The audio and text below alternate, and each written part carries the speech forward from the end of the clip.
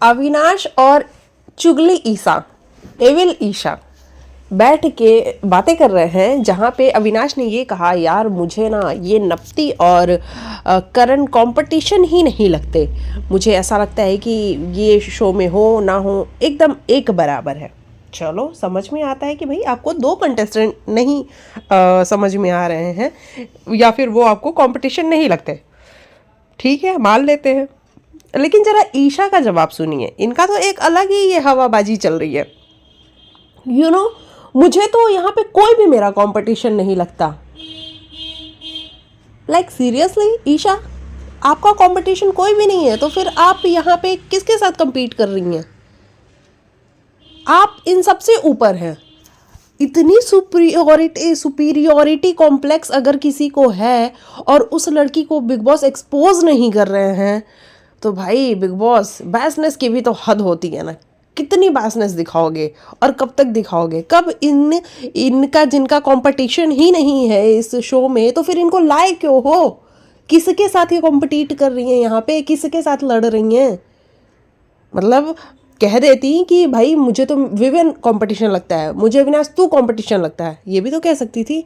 लेकिन इनका कहना है कि मेरा तो यहाँ पे कोई कंपटीशन ही नहीं है। फिर ये compete किसके साथ कर रही हैं? अगर ये ट्रॉफी जीतेंगी तो ईशा वर्सेस कौन? कोई नहीं, क्योंकि ईशा के मुताबिक तो उनका कंपटीशन कोई है ही नहीं।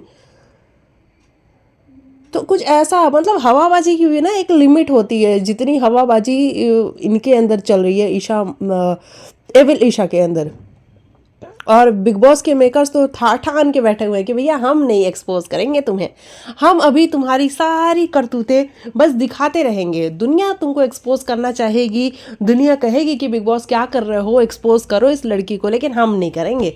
हमने तुमको अपनी लाडली कहा है और हम अंतिम समय तक निभाएंगे कि तुम हमारी लाडली हो, और हम तुम्हारा हाथ नहीं छोड़ेंगे। कल लल्लन टॉप वाले आए थे इंटरव्यू लेने के लिए, क्या वो काउंटर क्वेश्चन नहीं कर सकते थे?